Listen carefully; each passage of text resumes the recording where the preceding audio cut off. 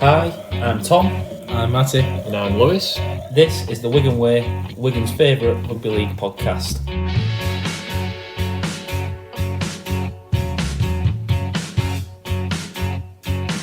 He'll put you in his trap 'cause he's a union man. He's got it all figured out. He won't care what you think 'cause he's a northern man. He's allowed to speak his mind.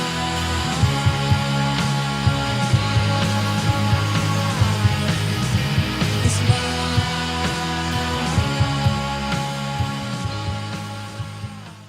James Maloney said there's no money in tackling. He said nobody who's a good tackler, who's known for being a good tackler, has ever been paid like a top superstar in Australia. I think that's the same over here, isn't it? And it helps. Like, if you can't tackle, You can't be a bad defender, can you? if you're an awful defender, then you're not going to get the big money because you're going to let too many tries in. You'll never get a shot at playing Super League, NRL, or first grade, as they call it, over there if you can't tackle, though, can you? So you'll never have the chance to make money anyway as a pro rugby player if you can't tackle. But if you're a decent tackler, like if you're a decent defensive half and you're great going forward, His argument is like the Cam McInneses of the world who make 50 tackles and be solid. They don't get paid like Josh Adokar or Latrell Mitchell, which I think is fair enough because he's right, first of all. With the drop off to the next best, he might make 48 tackles. In which case, if you're an X Factor player and you can win games, that's what you get paid for, isn't it? yeah. That's what you get paid for. As long as you don't let your team down defensively, like it don't really matter, does it? I saw there was a guy who was aiming to be the first Bangladeshi player in, he said NRL or Super League. He's playing in reserves over in Australia. That's his dream. I genuinely thought you were going to say there's already been one. No, I don't think there has been. You're just going to ruin his dream there and then. No, I don't think there is. I'm not going to ruin the man's dream. I don't think there has been. You said it might inspire more South Asian players. I reckon going back to that defence thing, though, it's probably the same in every sport. Yeah, attackers get paid more. Yeah, football, you'll get paid more if you can break a game up and score Put a goals ball and in win there. matches. You'll pay more for that. It is like that Michael Owen comment in it, that it's much harder to like attack and create.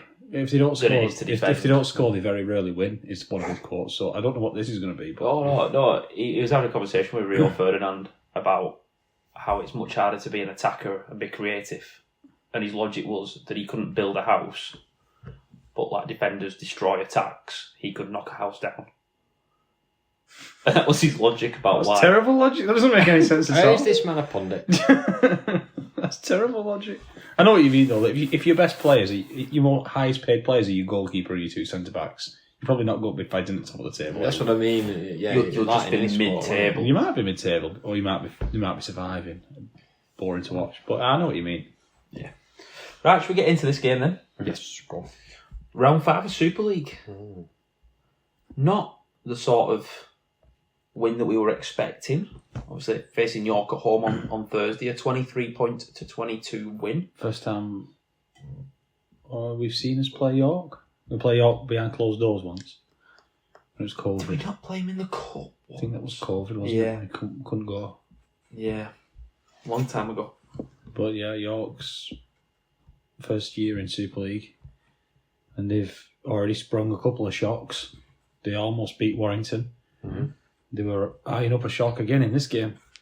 Well, to be fair, should we give them a couple of minutes before we get into the Wigan game and stuff like that? They are now 2 wins from 5 in Super League, having beat Hull KR and Hull FC and lost to Leeds, Wire and Wigan.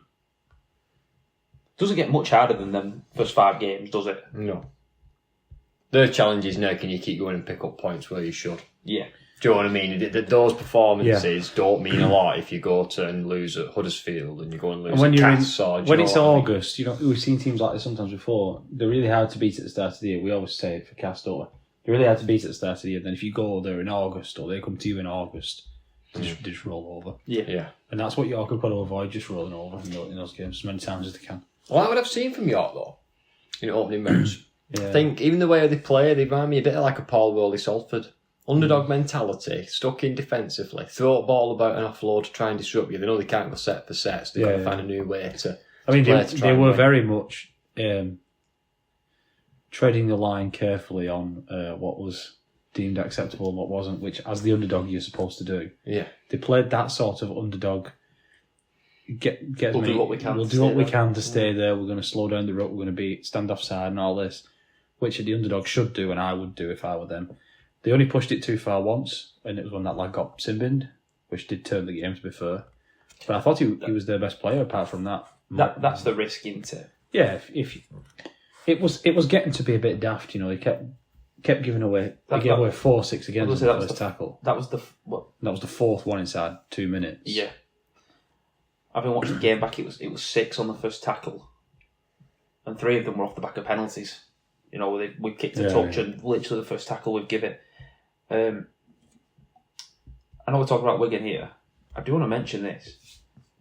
This is a thing over in Australia. They are getting annoyed about the first tackle 6 again, and it's starting to creep in over there that teams are deliberately doing it, and it's discussed. We were discussing it 2 weeks ago. It'll be 2.5 years before the Super League does anything about it. Then if the NRL does something about it now, yeah, that's what I'm sort of getting at. That it's simple. Just add 6 to the end. You do it on tackle 1. That means you have to defend 11 tackles. They'll soon stop doing it. Yeah, that'll soon stop it. Cut it right out. And I don't like the whole ask if they want to blow up for a penalty, ask if they want to take 2. No, I don't want all that. I'm happy with it speeding the game up, not stopping and deciding and starting again and setting the line. But add 6 on to the end. Yeah, to be fair, I'd just say one of it's in your own half, it's a penalty. So you'd move the threshold a bit more. But I don't get that, you know, because yeah, you want a relieving penalty out your own end, but then a penalty is better than a 6 again anywhere. So if we're doing that, we might as well just blow for a penalty all the way up the field. Either that, or you blow for a 6 again all the way up the field, but you add 6 tackles onto the end. Because you wouldn't give away a 6 again then anywhere in midfield if you knew you had to defend 11. If you knew you had to defend an 11 or another 6, you wouldn't give one away on your own try line. Definitely not. So I think it'd cut the infringements down by well over half. I just want to add one last thing to that. Obviously, over in Australia, they've changed how they word it. They're no longer calling it a 6 again or a set restart. It's 6 to go, as if like that's the fresh point, and there's now 6 to go. They're changing the rule that it's not changing the rule, but changing the wording and the meaning behind it. Oh, whatever you want. It's still cynical, isn't it? And yeah, Tony Smith called this out when the rule first came in, when he was still boss of Hull KR. That is going back a few years now, isn't it? Yeah. Tony Smith. He's had some jobs since then, hasn't he? Tony Smith said that would happen. Should we get into this game then? 23 points to 22. We were 14 points to 0 behind at about the 30-minute mark. Before we go into each of them tries and whatever, what were your thoughts? Just your general thoughts. We'll go into the tries that we obviously concede. But at 14-0 down, I really didn't think I don't think we'd done much wrong. I don't think we'd coughed up too much ball. I don't think we'd made loads of mistakes. I don't think we particularly deserved to be 14-0 down. But then when we came back and were winning 16-14, we didn't deserve to be doing that either. No. Obviously, there was a quick burst with 2 tries, and then there was the Noah Hodkinson try, which we'll talk about. But yeah, I think we probably deserved to be down a bit. I was never overly concerned about us losing the game, apart from the last 5 minutes. Yeah. I was upset with the Vaughan one. The Vaughan one's disappointing. That was soft. It's disappointing, yeah, isn't it? I thought that was soft. But yeah, I didn't ever think we were kind of out the game. I thought 14-0 down. I thought, yeah, but I'm not panicking. 1 try completely changes momentum. So whatever I would say. It was 3 tries, wasn't it? Panicking. Yeah. There was one from a kick, which could happen. There was a Vaughan one, which you said is very disappointing. That first up contact, not right. And then there was the Ben Jones Bishop no try, where he was in touch. And then there was the breakaway at the end where they caught Brad O'Neill not square and went behind the ruck, and we didn't quite stop it. I just think the big thing was it was the first time we've really lacked that sort of major intensity. I'm not saying we were lazy, but we didn't come flying into the first 10 minutes. We've blown teams away with that physicality in that first 10-15. Can't do that every week, though. No, you can't do that every week. But we weren't at a safe level. We were out enthused almost. I've got to say, I was really impressed with Vaughan and was it VAR, the other Yeah, prop? Vaughan. Yeah. Their two starting props were very, very, very good. They gave them a lot of go forward. I think they Andy had Lass this for him would in the say. opening rounds before. They give them a lot of penetration, as Andy Lass would say. That's his favourite word. And they got through a lot of work. Now, I don't think they did as big of a second stint, No. which might have been planned. You never know. But I did wonder about that, whether or not they would come back on, whether they would make an impact. Like I said, I was happy all the way through this game. Up by 7, I was pretty happy we were cruising. We let that silly try in near the end. I was worried then because any penalty, Richardson's going to kick, isn't he? Because he's He's a good goal kicker. He's always done that. He's kicked them from wherever. And they've shown York, they've already won 2 games by a point. So they've shown they can hang in the close games and get it done. So that's the only time I was a little concerned. But I was pleased with how we saw it out. Yeah. So we alluded to it then. Obviously, York opened the scoring with a kick from Paul McShane. Not back. Yeah, it was a good kick. It does exactly what you needed to do. Dropped it right in a position where neither Reckersley or Kieran. The mistake was letting him get the free run and no pressure on the kick, Yes. which is the mistake was letting him get quick play the ball. Yeah. So you can track it back. Might want to say somebody made a mistake here, somebody made a mistake there and letting them score, but the mistake was made 30 seconds previously, I think. They got on a roll and they played really well off the back of that. The Vaughan try took it to 12-0. We've obviously talked about how disappointing that was, that it's not a try that you used to see in Wigan concede. They then kicked 2 to make it 14 points to 0. I thought it was, again, clever rugby. They did the basics right, got to a 3-score lead, not overplaying the hand, just doing what they need to do. But it was then the yellow card 10 minutes later, just around the 30-minute mark. Yeah, it was just he came back on, didn't he, just before half time? Yeah. So it must have been 28, 29, whatever. Yellow card for the 4th successive 6 again. Yeah. In the space of 2 minutes. I don't think we give the ball up in that 2-minute period. And it's almost like the team warning. Remember that, the team warning? Big circle. Yeah. Team warning, big circle. But it's almost like that. If you keep giving it away at some point, they've got to do you for a professional foul. Yeah. Yeah, I don't think he left the ref any choice. No. Ricky Gervais. Seen like people online saying he looks like Ricky Gervais. I've seen people saying he looks like a load of different people. He's got an interesting haircut, hasn't he, for a ref? They're meant to go under the radar. But they're not. He's not going under the radar with that hair, is he? No, not at all. Wigan then, as soon as they go down to 12 men, But he said, they were talking about the shot Kieran put on somebody. The response was, I didn't see it, I was distracted by the ref's hair. it's eye-catching, isn't it? Oh, To say the yeah. least. Can you imagine Steve Ganson having that haircut? Yeah, I don't. Or Richard Silverwood, or Phil Bentham, Thierry Alibert. We had 4 bald refs. Bald, well, that's the thing. Then you don't notice him, do you, if they're bald? Can't notice any ostentatious A lot of haircuts if they're bald refs in every sport. We've isn't gone from a lot of no hair to questionable Well, hair. now we've got a lot of skin fade refs. We have got a lot We've of got a lot of skin skin fade refs, and then we've got Griffiths, who's got all of Bentham and Silverwood and Ganson and Thierry Alibert's hair all put on his head, I think. Remember Thierry Alibert? Couldn't count it in his head. He couldn't count tackles either. They just used to give away like 8 tackle sets all the time. he was giving away 7 tackle sets before it was cool. Before it was even a thing to give away a 7 tackle set. Honestly, you know what I remember about Thierry Alibert more than anything? We played Leeds at our place, and I think Mickey Mack was captain. Our lockers had gone off, and he was the on-field captain. And there'd been a bit of biff, and he called him and Sinfield in. And you remember they had the ref cam on the side of the ref? Oh, yeah. And it showed you him talking, but clearly, obviously being French, he'd just learned some phrases that he could say. And whilst he's at it, McAlorum is just abusing Sinfield. Sinfield's arguing back. I was going to say, there's probably a bit of a language barrier there between McAlorum and... But they're just abusing each other, and obviously Alibert doesn't know what's going on. Thierry Oliver was the fittest ref, wasn't he? His actual sprint speed, he was up there.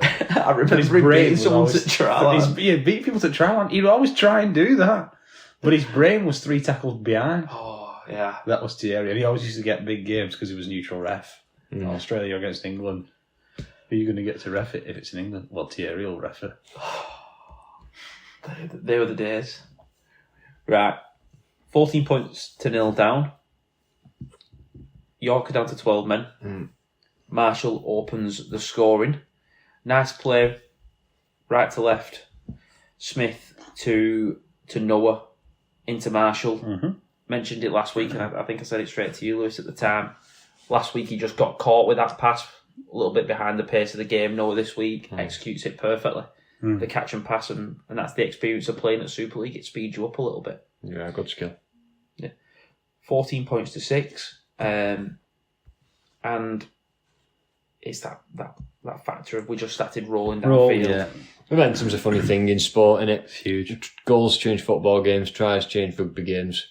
Like I said, when you get points on the board, swings back, momentum goes our way. And like I said, even at 14-0 down, I thought, now we get one try, momentum swings, and here we go. We then score. I think it was the next set. Yeah, gorgeous line from Junior. Yeah, it's a really gorgeous line, isn't it? We noticed he had a quiet 10 minutes, didn't we? You noticed it. Sat next to me, Jukesy. Well, I said the first 15, maybe 20 minutes. I think he only took one carry in. Walters was busy, only on the other side, I think. Yeah. And when you kind of compare the two. But I kept saying to him, I just wanted him to get into this game. And then he took a carry. Whilst we were probably struggling, it was a real big carry.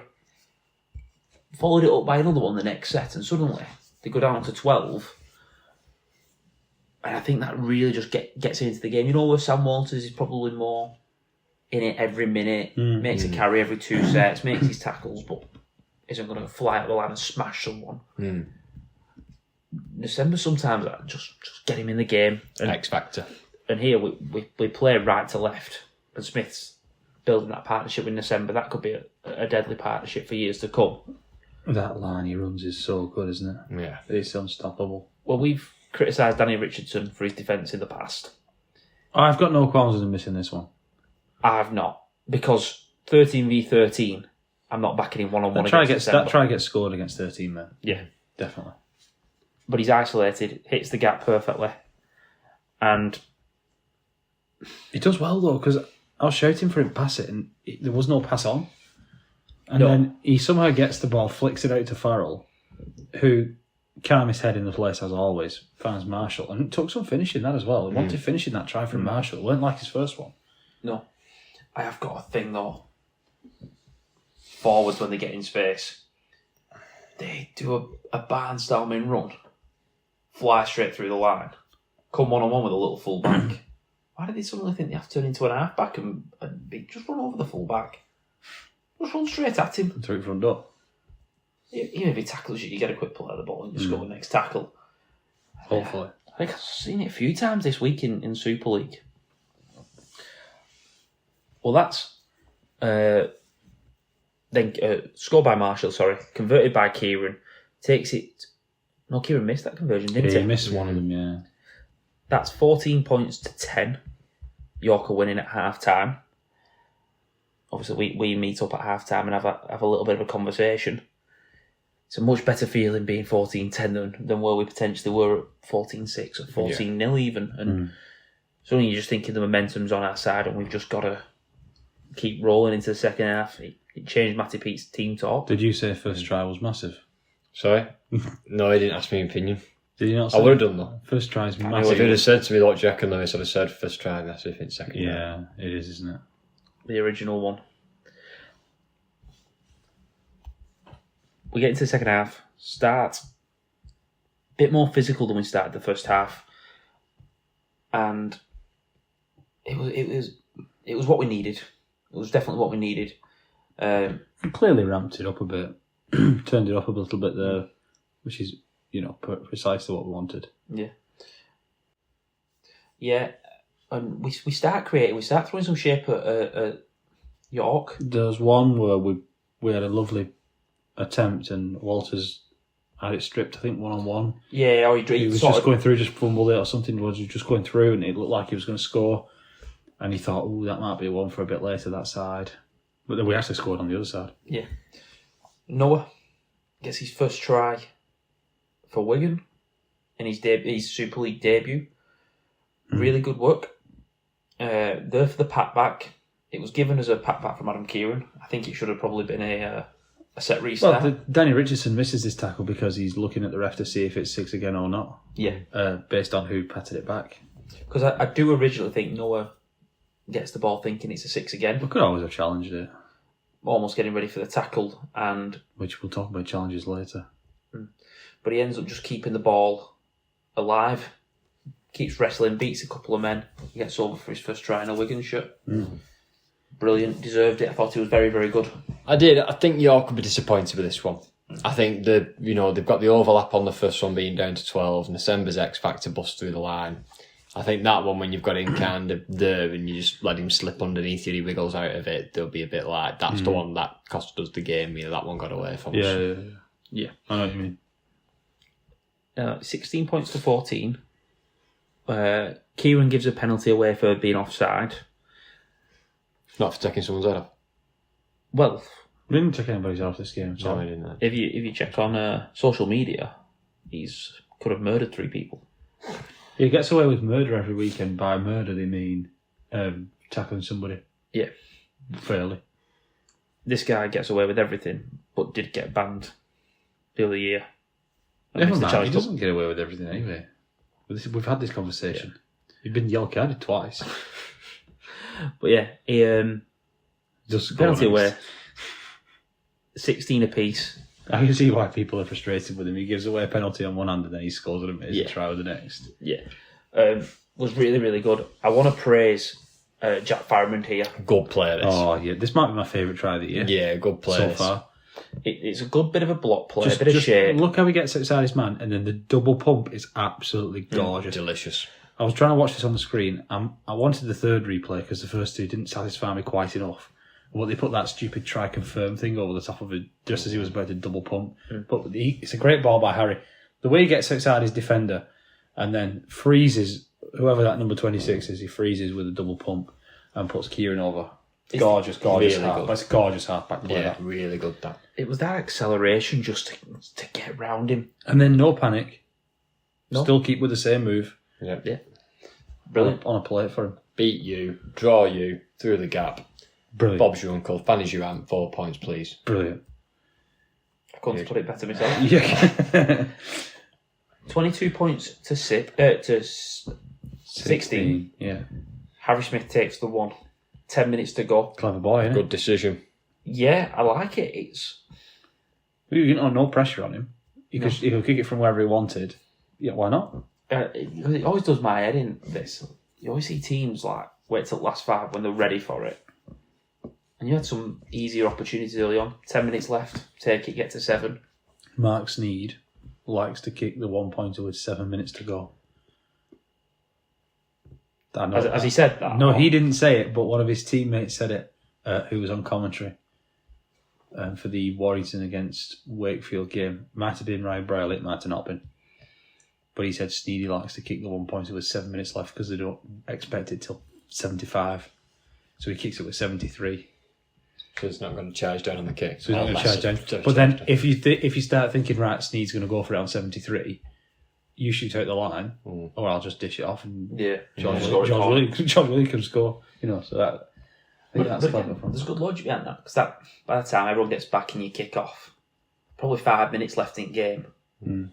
It's probably the right time to do that. Now, it's not the end of the game. It's a really good thing you kick this 1-pointer because I didn't fancy golden point on a Thursday night with work in the morning.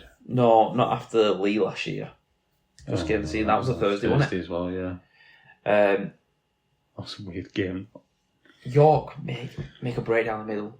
Too easy. Easy. It was easy, yeah. Then Walters and SA, I think it's SA, crash into each other, trying to tackle the last man. That is what it is. The issue is the break down the middle. Quick play the ball, got rolling down the middle. Nice try. I was going to say, I think Brad gets called offside. He does. He's still retreating and he lets him go. I think he's got to tackle him. I wonder if next time he could just take him.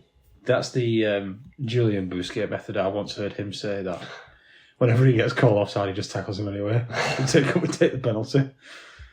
Because he thinks, if I don't tackle him, they might score, and then I'll be livid with myself.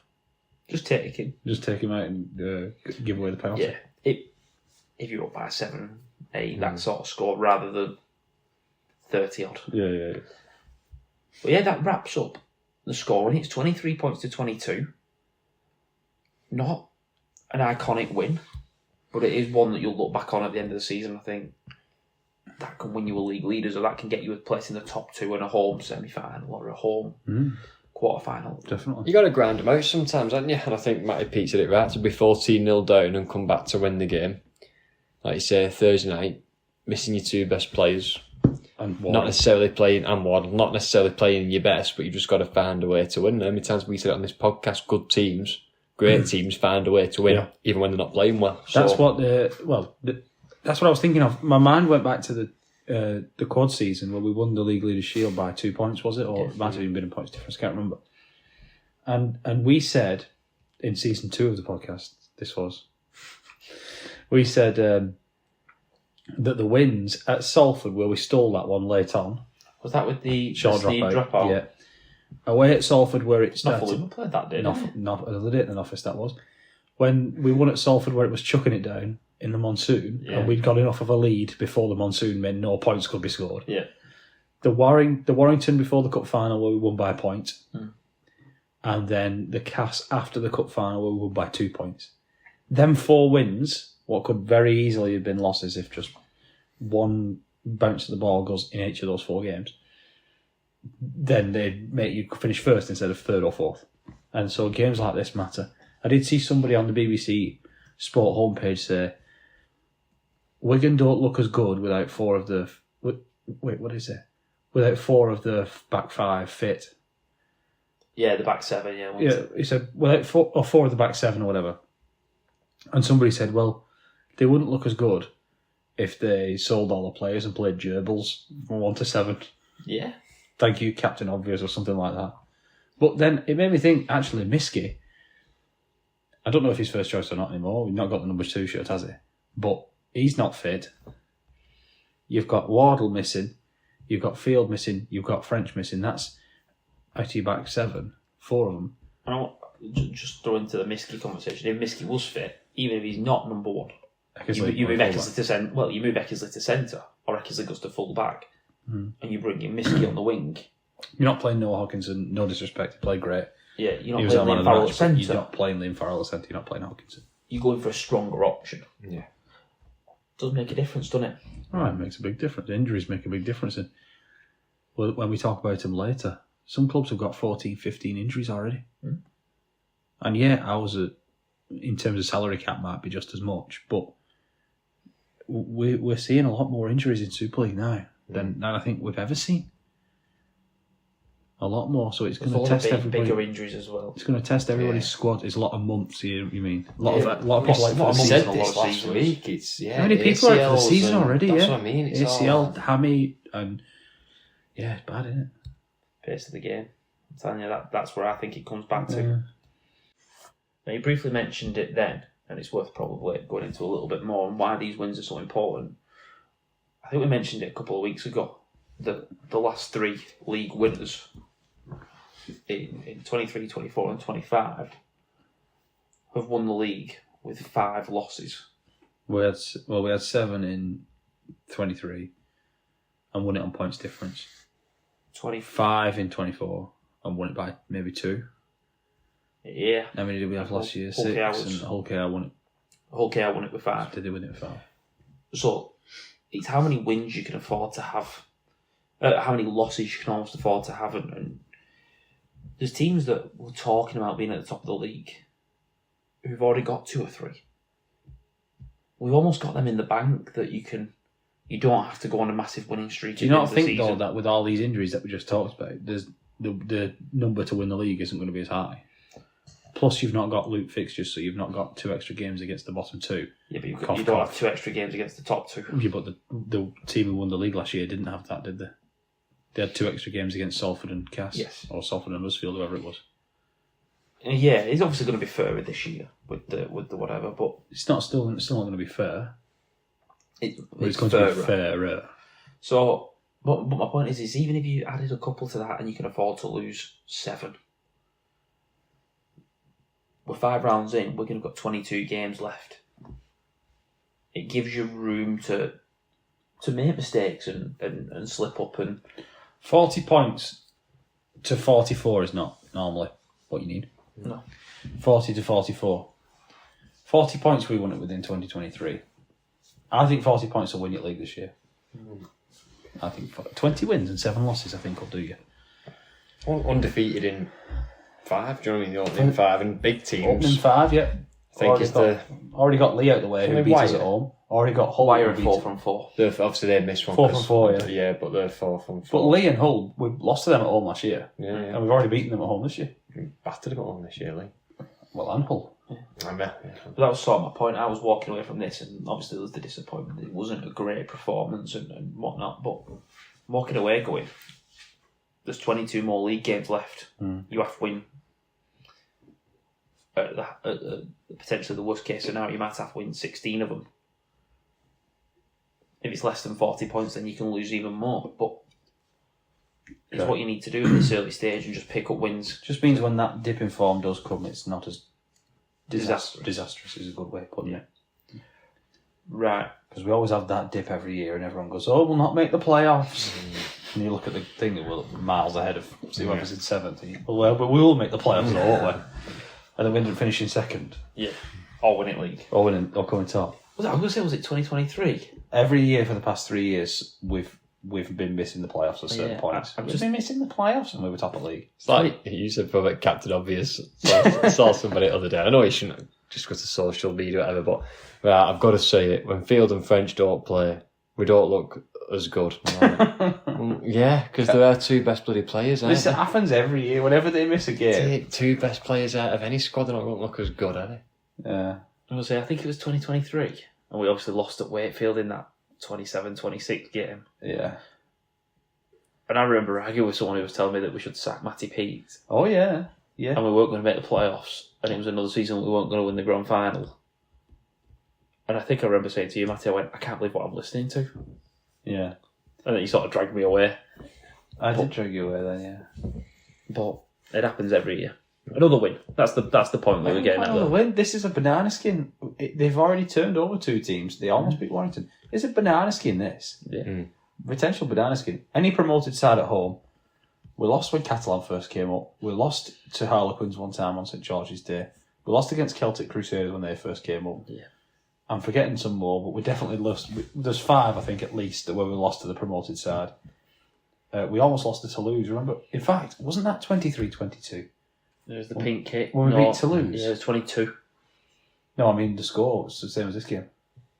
And it was a Harry Smith drop goal. Yeah, it was a Harry Smith drop goal.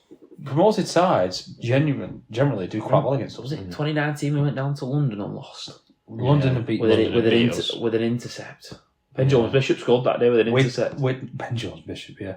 Widnes had beaten us as well one time. I don't know if that was when we just got promoted, but yeah, we tend to give 2 points away to promoted sides, don't we? Yeah, at so some point of the season. We've beaten all 3 now. Not in the league, but we've beaten all 3 now. Yeah. Right. So we put out on Twitter, obviously, the end of Super League round 5, asking for some thoughts and opinions so far. Gary came back and said, you can't ask for much more, but you do feel April could be a real test of where we are and what direction we're going in. I've just had a quick look at the fixtures. Yeah, it's Saints Good Friday away, Wakefield away, Cup, Warrington at home. Castleford at home, Warrington away, Oof. And then a bit tasty, that. We play Bradford at home at the very, very start of May. How many games are we? Oh, right, that's in May. Right. Very, very start of May. Before we go on to the rest of these, we should bring this back. Remember we used to do the Ask for the Match review, and we had Duckbuster who commented in, and Jonesy Boy Golf. If you're still listening, Duckbusting and Jonesy Boy That was Golf. a message. We'll do that again. Match review in 140 characters or fewer. But sorry, I should say the reason I wanted to go into May was obviously it's the next round of the cup potentially, and then we have Leeds and KR. So by the end of also, if we do make the Challenge Cup final, big if, it's Leeds and KR the 2 weeks before. It's the last week in May the cup final. yes, Brill. yeah, and then Catalan's away the week after. Tough for the fixtures. You might be playing one of them teams though. One of them teams might make the final. You never know. Exactly. Well, Leeds won't be, but KR might do. Yeah. Some more comments that were given. Ian said, "What a start to the season Adam Kieran is having. You can't start the fault. I can't disagree with any of that to start with. Kieran's had a great start to the season. Who's been our best player so far this year? Bear in mind, I know the answer from Wigan Way points, who we've given the points to. Brad O'Neill. He's got the most points. Brad would be up there for me. I think Walters would be up there. Walters has got a lot of points. Havard and Partington, I think, is the rest of the top few. Kieran's got quite a few points. Kieran's had a great Kieran's been start. very good. I mean, that right-hand side's been lethal. He's got a lot of tries. Field's got a lot of tries and assists for when he played 4 games. Yeah. He also had a Joker, a decent side, but we showed great character coming back from 14 down. I think that echoes everything. That's right, yeah. Yeah. We had another saying that we've stood still in regards to the squad development, but there are at least 5 players in this Wigan squad playing at a level above what we saw him play last year. I think that's... Oh, it's more than 5 so far. We then went on to say that's not including the upgrade this year on the version of Eckersley compared to Eckersley and Miskey last year, when both of them probably didn't play to this level. Because Eckersley's better than he was last year. Yes. Okay. Yeah, And I get that. obviously, Yeah, I agree. I think he with was that. injured, Miskey. I think our forwards have aimed right up. I don't know if it's been because they've been worked hard or not many of them went to play for England or whatever, but I think after last year's disappointment, I think our forwards are really aimed up, especially our Physicality's been off the chain. Yeah. I know one of our friends, Camps, looked into it. He said it's actually the first pre-season since 2021 that Havard's been fit in the off-season and had an off-season off, not injured. Things like that matter massively. Yeah. And that rolls well into the last comment that we've had off Lewis. He says he thinks we're better suited more than ever to play without Field and French. A dominant pack, so we don't necessarily need moments of magic to get us up the field. Noah and Farrimond both look like they've been moulded to play similar to both Bevan and Jay. That's a good point. He said he can see the long-term vision all coming together. Bevan and Jay won't be here forever. Don't remind me of that. Hopefully we can get 3 or 4 more good years out of them. But when that day comes, we're more than prepared for it. I think it's an interesting comment. I don't know if we can quite say just yet whether or not we're more prepared to play without French and Field because the big games haven't come. Yeah. If you ask me again in a month's time or back end of April, whatever, then we'll know a lot more about that. But I do think it's an interesting theory to be said if we're in a better position now than we were when we had Ryan Hampshire and Ian Thornley, for example, as our backups. I happen to think we probably are. I would lean to agree. But big game experience, those two did bring a lot if you needed to throw them in for a big game. So, we'll see. And that was it, really, on that front, in terms of comments. Thank you for sending in your comments. Yeah. We'll do that earlier next time when people get more comments. Yes, more time to definitely. put comments in. Definitely. We like that interaction. Yeah. Right, we'll take a quick break and we'll come back with the predictions.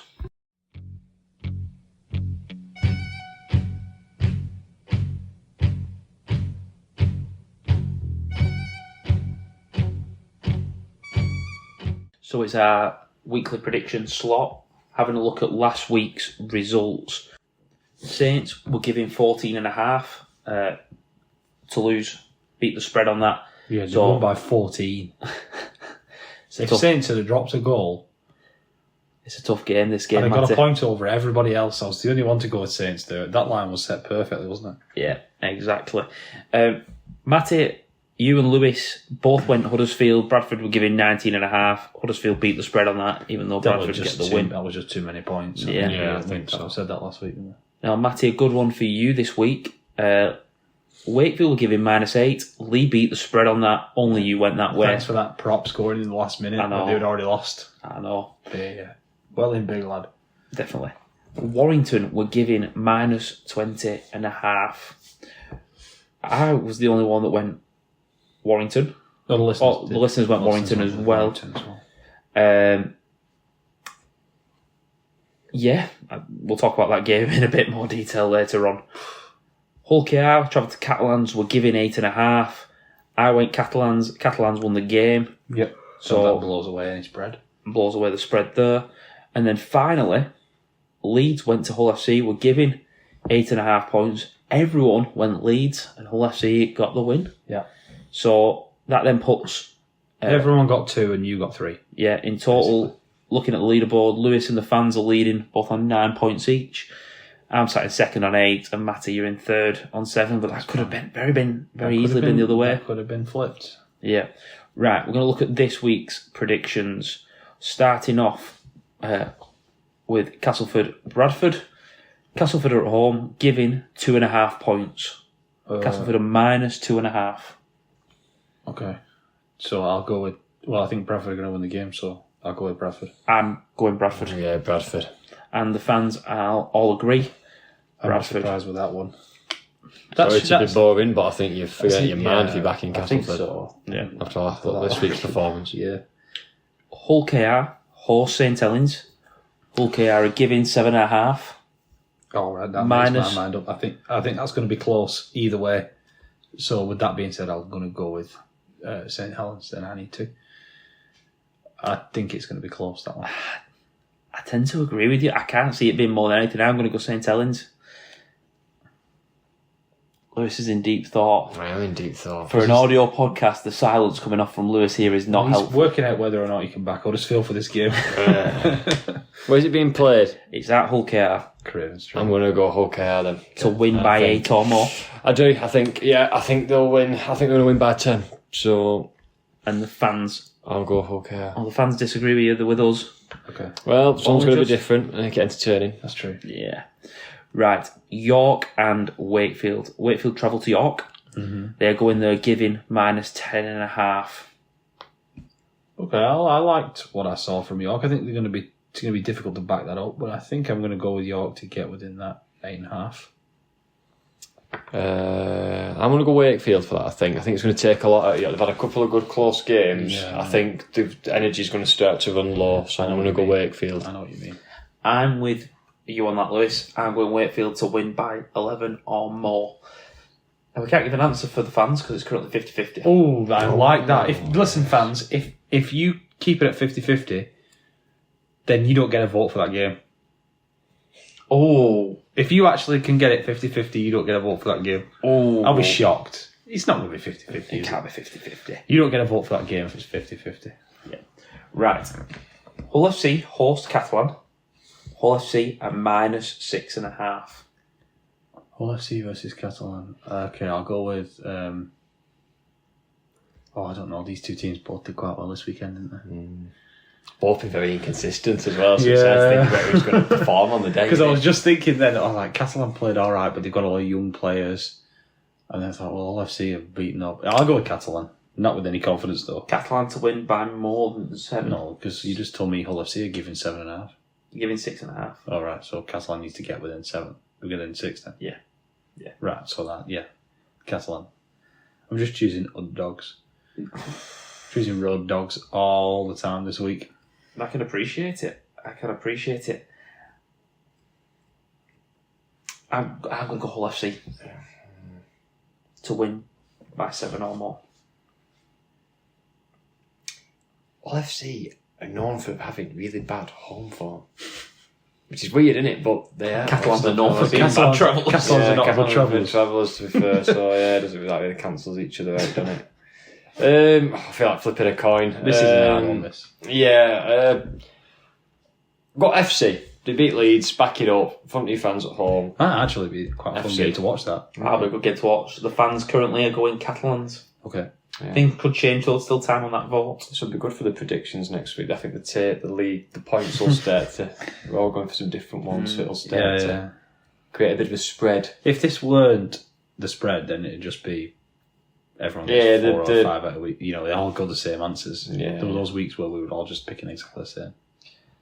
Leeds Warrington. at Headingley. Yeah. Leeds are giving 6.5. Yeah. Give me the Wolves. The year of the Wolf. I think Wire win this game. Road dog again. I think Wire win this game, me. Yeah, I think Wire win the game. I think Wire. And the fans agree. 72% are saying Wire. I think that line's wrong. So do I. Headingley effect, though. I know what. Yeah, I get that. Right. I get that. Lee to lose at the Progress with Unity Stadium. Progress with Wigan. Lee are giving 18.5. 18.5? 18.5 is the line. Okay. Well, I got burned by him last week, so give me Toulouse. I'm going to lose. I think Lee win the game. I don't think they win it by 19. I agree with you, Dukes. Lee win, but not by 19. So we're all going to lose. Sorry, after me just saying that's that. fine. It's going to be a spread of different points. Back I just think that line's wrong. I don't know if it's wrong. I don't think it's wrong necessarily. I think that line's right. I just think it's hard to beat somebody by 19. It's hard when the points, it's giving that many points away. It's a lot of points against a good side. To go against that and say win by more than that, you really... I don't want to be funny. Little things like Lee's goal kicker's not flying at the moment. What's the fans' one? Currently leaning towards Toulouse. But only close? Quite close. Okay. So we'll check that when that poll Interestingly, we are giving Huddersfield 24.5. I made Dukesy guess earlier, he guessed 24. So it's pretty nailed on with the guess. That's a lot though. It's hard to beat a team by that many points. Even if they're not doing great, it's hard to beat them by that much. You take your foot off the gas slightly like Saints did in this game, come back in. I think I would lean to Wigan to beat it. Well, yeah, but the reason we don't do Wigan in this section, which is because we would just back Wigan to beat the spread every single week, and then it would be pointless. Yeah, I just think I would be looking at a win of about 26 would be my guess, if I was guessing. Yeah. I mean, I'd take a 1-0. I'd take another win by 1, honestly, yeah, so in this game. Yeah. But yeah, right, we'll take a quick break. That was the predictions wrapped up for this week. We'll come back and go around the ground.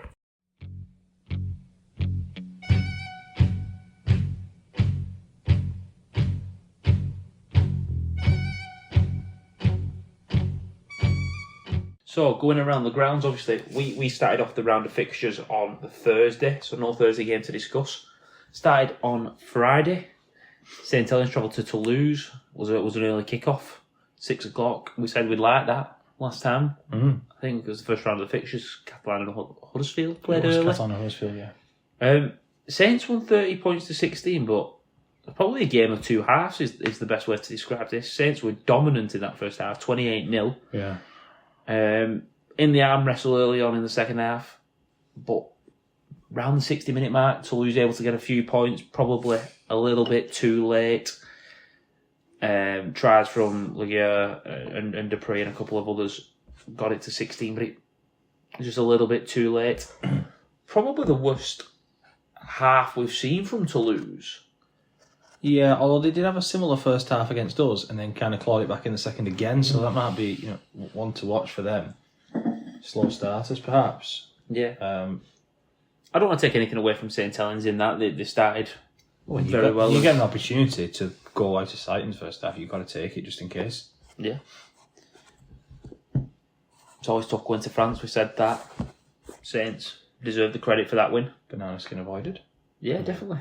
Been good though, hasn't it? The new teams, I think Toulouse especially, and didn't do that much recruiting, did they? Obviously the teams were a bit screwed over that they couldn't do that much. Obviously Bradford, you looked at the squad and thought, wow, they have signed some ex-Super League and NFL talent type thing where they've all been competitive, haven't they? I'm going to say they went for the Lee Wakey sort of thing. When they were down there, knew they were going to come up and...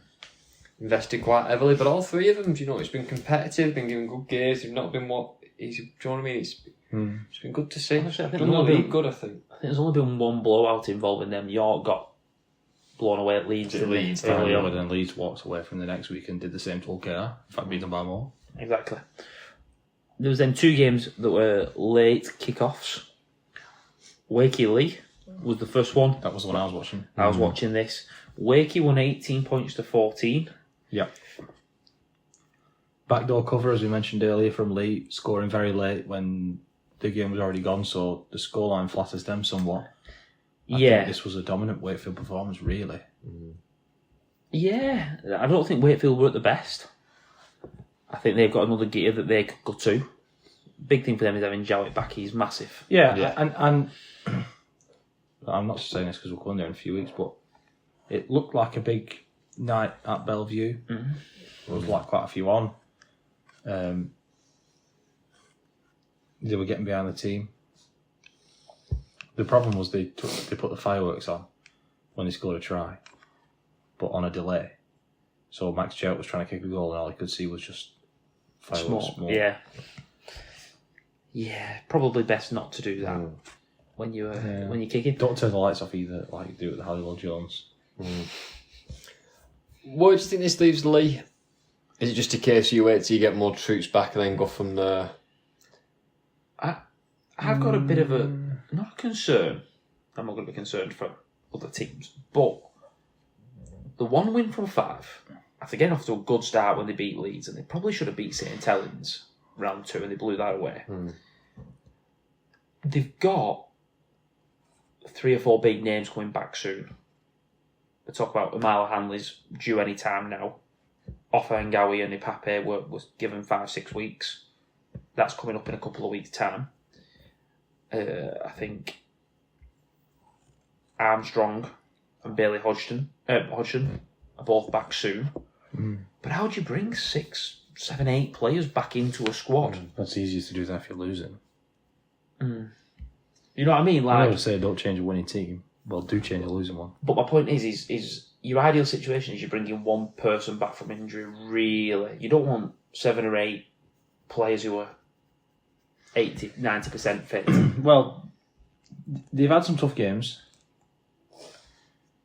Is it fair to say they've had the toughest start, really? I don't know. Leeds, Saints, Wigan, Catalan, Hull Yeah, and Wake. they've had some tough games, but it'd be interesting to see what they do against Toulouse this week. Toulouse at home, that'll be really interesting to see. They should beat them, really. They should throw a marker down here. Yeah. They've a chance to. They've certainly got a chance to. And look, it's going to be one of them seasons where your depth is tested. Injuries ravage teams at various points throughout the year. I don't think you'll be out of it. You've got more than enough chances. It's still very early days in the season. We've seen Lee do this before, where they've had horror start and then recovered and rattled off loads of wins and made top 4. I'm not writing them off just yet. I do think, though, same as we said last time in the semi-final, noise. Too much noise. External noise. Yeah. Internal noise. Yeah. Just too noisy, that club, isn't it? And you feel like Lamb, Adrian, this is. I just feel like he's frustrated with it all. Whenever I hear him speak, it feels like he's done with it. Well, we didn't put it in the news last week. We completely forgot about it, but didn't think he resigned. Yeah, his This chief operator. chief exec or whatever his name was. Yeah. And like, things have been a bit quiet for a few weeks, and then that happens, and Yeah, and we don't really want to talk about it on here because it's not that kind of podcast. But the situation where you got one of your star players and there's allegations and clouds hanging over him, and fans have taken it one way, and the club have taken it one way, and it's not the way that the rest of the league might have wanted them to take that. So we started off saying they needed a quiet season where they just finished 3rd, and they're cruising to that all the way through. And before the season starts, there's noise, and there's been noise from then on. They've just got to find a way of getting to that next level. And maybe listen, they're on, I think it's 4 losses already in the league now. It's going to be tough. They're going to have to do it the real tough way. Yeah. They're going to have to win best part of 17, 18 yeah, games. but they can easily do that. They've done it before, and they got to the semis with us, and then we blew them away because it was 1 game too fair, essentially. So they're going to have to rely on something like that again, it looks like, doesn't it? Yeah, It's definitely. difficult though, isn't it? When your label is you can get to semi-finals and you now need to take that next step. There's a few teams in that situation. They haven't been able to do it. But it's tough then because that only comes about in September. And so you've got to then you've got to put yourself in a position to go one better. Yeah. Well, And that's hard but it does come back to because that. it means playing consistently all through the year and does- then doing it in September. It does come back to, like we said, all these times they got to the semi-final, they've not had that home semi in the playoffs. No. And that was like the next big step. I'm trying to think, where did they go in 2023? Craven Park. They went to Craven No, Park. we had Hull KR at home in 23. Yeah, because they'd beaten Lee the week before. Yes, so they finished They finished fifth, didn't they? They finished fifth because Hull KR went past them on the last day. The last 2 years they've got a home First round. eliminate, or whatever they want to call it. We've beaten them at our place for the semi. Yeah. So you're thinking the next thing for them is to get a top 2 spot, so you've got a semi-final at home, and that's a massive benefit. We all know that. But it's hard again, and you need depth. Do you know what I mean? You need a big squad there. It's alright having a good 1 to 13, but you need the depth to be able to go all season, pick up wins, and finish in the top 2. I think there'll be a lot of clubs thinking that. We'll not want to go away from home in the playoffs. Hull KR will still want Craven Park as their advantage. Leeds will want it. Wire will want it. Saints will want to get teams down at the totally Brewdog in the playoffs. You're going to have the Halliwell Jones. That could be if it runs through there. Yeah, there's going to be a lot of teams that don't want that home field advantage. We sort of alluded to it early on in the season, but with going to 14 teams, the obvious thing is more teams are going to miss out on the playoffs. There's going to be more teams thinking, can I just get in at 6th? If you're looking at the standings currently, anyone down to 10th could think, can we just get in? Down to 12th, because Hull KR and Lee are 12th. So you'd be thinking, can we just get in? Good win for Wakefield, though.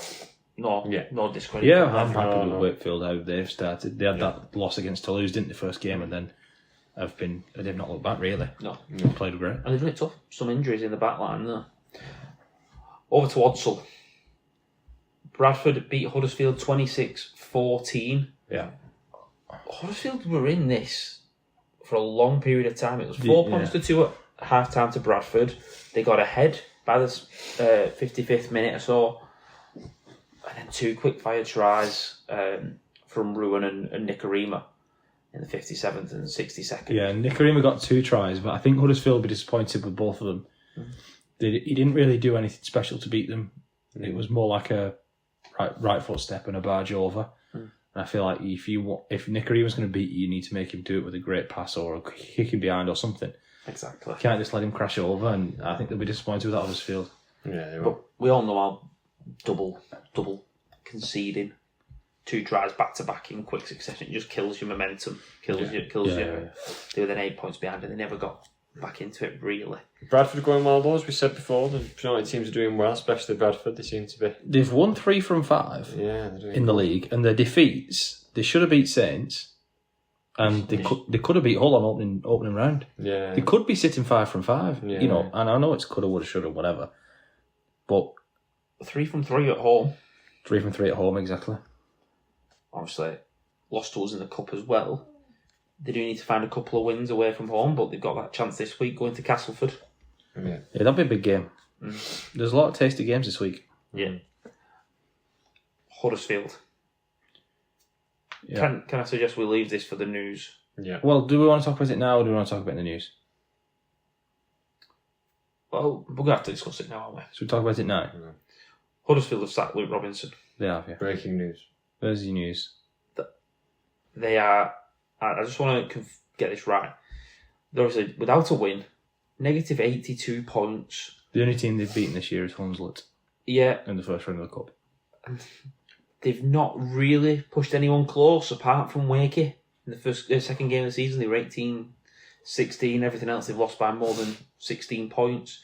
Battered in the cup against Hull KR, who just come after battering them in the league. They've been in Vegas and they've beat them twice in a row, yeah. I asked you, Matty, if you were going in as head coach, where would you try and fix this? And I think we agreed on be better going forward, be better defensively. I didn't say that. Be better. No, I said the first thing I would do is forget all that, because you can't do all that in one go. I said the first thing I would do is get the pack going forward. Get the big bodies going forward and being direct. That's the first thing I would do. Because you can't do everything. Rome wasn't built in a day. You can't start making them score more points and being more defensively sound. But we're talking about Robinson's there. Is it 2 years now? This is his 3rd year. He was appointed halfway through 2023 when Robinson was appointed. Halfway through 2024, wasn't it? I can't even remember who the last coach was. Watson, wasn't it? Ian Watson. They've not had anybody in between. No. No. So they've been there a Watson, while. And they spent money. They got some money. Aussies in the outside backs. They've got some Aussies. They've got Burgess. They've got the makings of a great team 6 years ago. It's what, like we've said for a few weeks now, and obviously he's not playing at the moment. But if your best player and your leader is 20-year-old lad. Yeah. 21-year-old lad.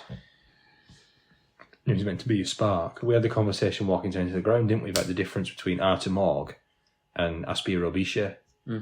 Like, Artur Morg came in as a little creative spark with a team full of experienced heads who'd been there and done it and could guide him round. And there was a bit of pressure on him, but when Aspire Robiche came in, it was him or no one. And all the pressure was on him creatively. And that was a point I made on the walk down to the game on Thursday, that Huddersfield are in that situation now, the one you don't want to be in, the Aspiro situation. But the problem is, again, it was all on Will Price. Yeah. And he's obviously going to go. If you're not going to support him, he's going to go. And Flanagan signed a long contract. We talked about him being a general, didn't we? But they signed Adam Clune to be general. They've got Tuilola here and there. They've got Ollie Russell. Well, do you know who was talking and making the statements today? You probably don't know this because you're not on Twitter, is it? The person making the statements was Huddersfield's Director of Change, Ralph Rimmer. Oh, I think I have seen this. He did a video of himself going like, we're going to be in a new stadium, we're going to do this, and trying to basically motivate and keep the morale with the fan base, wasn't it, essentially? But there is no morale in that. No. There is nothing. It's a joke. I read the statement. Have you seen the statement that they put out for him being sacked? Yeah. Huddersfield Giants have terminated the contract of head coach Luke Robinson and seek immediate expressions of interest in the position going forward to be sent to Director of Rugby Andy Kelly before Saturday 28th of March. Who's going there? In the interim period, Andy Kelly will take charge of all first team matters. Yeah. You don't hear about top clubs saying send your interest in. Well, yeah. You know what I mean? Like, Cass went over and got Ryan Carr. Like, they went and got who they wanted. You still have to put the job to tender and receive. Like, you could apply for that job. You could have applied for the Wigan job when Adrian Lamb got let go. But it's the way that you in your statement that you remove it in. Oh, it smells of desperation, doesn't it? Yeah, as if someone's just going sat at home and go, "I'm actually a 7-time." Wayne Bennett's going to read that and go, "No, this project's not for me again. I'm going to go to Huddersfield." Yeah, no, he isn't though, is it? Yeah. Brian McDermott sat in Newcastle at the moment, thinking, I could really do that. Lee Radford. He's done with something with rugby union. He's still in a job in rugby union. Would he leave that to go to Huddersfield? And not be guaranteed Super League next year? No, I don't think so. So it's such a dire situation. I said it all last week about Huddersfield and whether or not they'll be in Super League next year. I'm very sad to say I don't think they should. Tony Smith needs a job. I actually listened to him say that he's moved back. He's moving back to Australia. Is he? He said, we reported this, it was in your news section ages ago, that his kids had both big grown-up kids and moved to different parts of the world, so he was moving back to Australia. Like, it's such a dire situation. Why, whenever a job vacancy comes up, I automatically think about Tony Smith taking. That's because it used to be Sean McRae, who would always be linked with those jobs, or Mick Potter. Yeah. Like the Aussie who lived over here for a while. I know Potter went back, but... Yeah, it was. Tony Ray. He was another one. He had a few jobs, didn't he? I used to love Tony Ray when he was on comms. Actually, I used to love Sean McRae when he was on comms. Because it was either him or Paul Cullen. I didn't want to listen to Paul Cullen, so Sean McRae was always a treat. Right. Shall we move on from Huddersfield? Bradford, fair play to them, winning. Yeah. Not at the best. Not as how good we've seen them previously. Can they get some more lights for Odsald? It's that dark, isn't it? Yeah. Very, very so dark.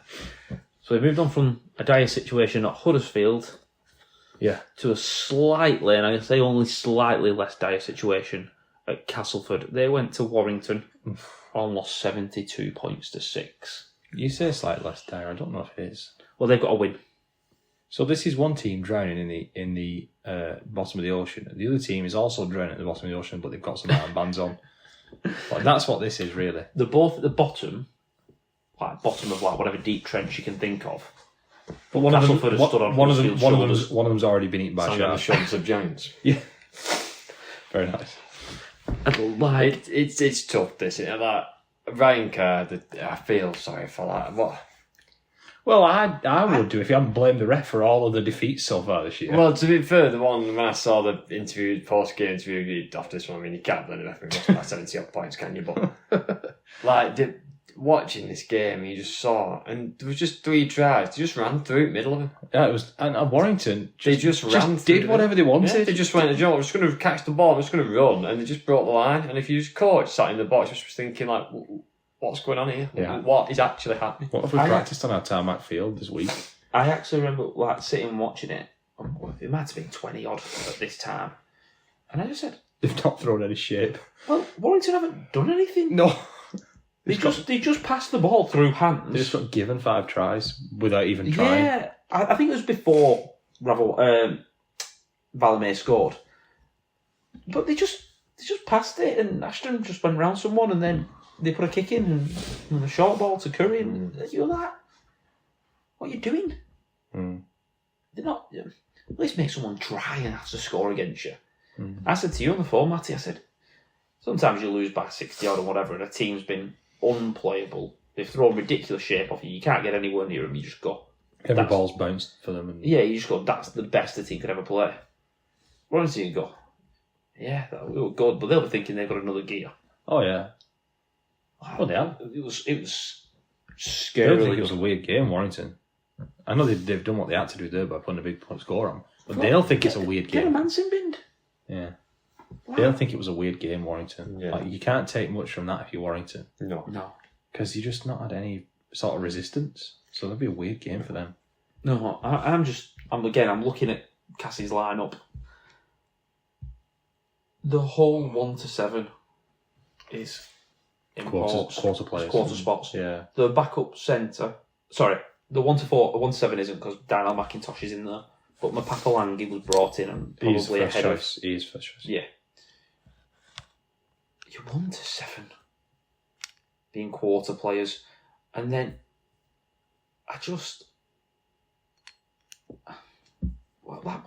where do you go?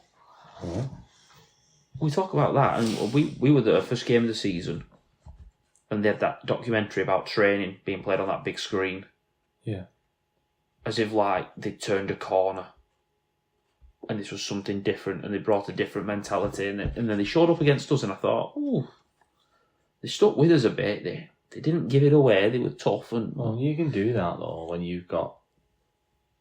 It's your first game of the season. You've got all the fans optimistic. jeez, Can't be turning this performance in March. We're in March. Nasty for the fans, that, innit? Yeah. Saturday, travel from West Yorkshire to Warrington for a goal and watch that, and then go back home. Well, even the ones watching from home, they've gone through years of being near the bottom. You think this is going to be the answer. They've made all these signings. Right, this is going to be it. This is going to be it. And then in March, you're thinking season over. Season's over. We're doing nothing again. We're going to be near the bottom. It's a good job Huddersfield are in the league. Like that's what they'll be thinking right now. Yeah, well, we've got one win because we played Huddersfield. Yeah. I keep thinking, how do you rip it up and start again? But you just can't. You can't do that. Well, they did. This was them ripping up and starting again. Yeah, but do you know, I always think maybe because we still play our way, classic cast, blah, blah, blah. And I'm like, they need to be tougher. Yeah. Ryan Carr's comments were, we've got to get rid of a victim mentality. That's a big statement from your coach 5 rounds into Super Who League. blamed the ref last week? He blamed the ref last week. It starts with the head coach message. Big words there. Right, should we go on to 2 better games? Yeah. Hull KR went to Catalans. Catalans win 26 points to 20. I know we always talk about the game after Lenny Mark. The winning try. Lenny Mark. This was a game where Catalans scored, and I did not know any of their try scorers before the game. There was a guy who was going to quit rugby league. What was his name? The one with who scored 2. Lipowitz or something. Yeah. He was going to quit rugby league a while ago until he got a chance with Catalan. Lenny Mark scored the final try. I'm presuming he... Navarrete got one. No, It was on debut, wasn't it? I didn't know about Navarrete. I think Lenny Mark had played once, but it was his first game of this season. Right. Yeah, he played a game. He played last year, so he played a couple of times last year. But he's probably another one that had been working in Bernard Gosh's sausage factory and got the chance. Recruitment. Yeah. He's just giving the young lads a job, isn't he? Yeah. I don't mind that. Big win for Catalan. They need to build on this. Huge win. Definitely need to build on this. You wouldn't have had them 7th after a few games that they've had, but yeah, huge win. Because they've had some bad results. Yeah, Sitting 7th, they should be really happy.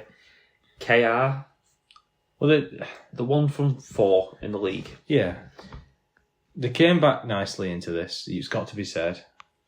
Huddersfield and Huddersfield.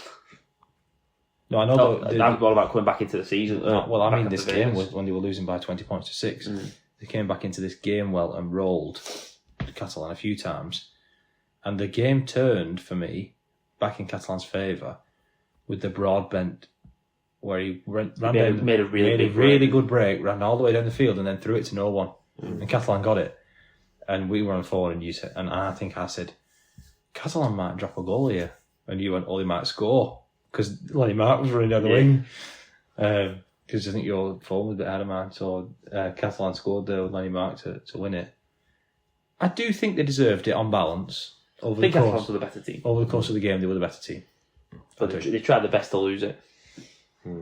I thought they'd lost it. I thought you said it was so funny. I thought you were watching it when the game had already finished. Because he was on the phone to me. He went, they'll score again now. And Moan scored. And they went, and they'll get down here and take 2. They got down there and took 2. And then he went, I promise I wasn't ahead by this far. Then he said, okay, I might score here. And Broadbent made the break. So I thought, you're ahead of me, aren't you? And then he coughs it up, and then you went, Catalan might score. Yeah. Good try, though, wasn't it? Like that offload from the centre. Yeah. It was a good offload. It was a try worthy of winning any game. Yeah, it was a good try. I always like it when there's a match-winning try. I like it when it was worthy of winning the game. So the barge over. Remember that Ipape one that won it against us? Like, that's going to do it. Or the one he scored to beat Leeds. Yes. Or the Lockie Miller had a game-winning try against Hull KR. That was amazing last year. Yeah, it was. And you think, for a match winner, it's got to be a good try. Yeah. Should we move on to the last game? Yeah. Hull Leeds. Now, I do want to start with the press conference after, where they were interviewing Brad Arthur. Oh, I've seen this. And he, obviously very disappointed in his side. He said they were really poor, really ill-disciplined. He talked about how annoyed he was at the way that they behaved. Obviously, they got done for chat back 3 or 4 times. They give soft penalties away, didn't defend well. Can't do that. And they basically got him to say all the things that had annoyed him. And he looked the most unhappy man in the world. Very, very And one of them, you going, I'm glad I'm not in training tomorrow. And they then went, but anyway, your lad, he won. He scored. You must be pleased with your lad. He scored. And he went, yeah, bittersweet that.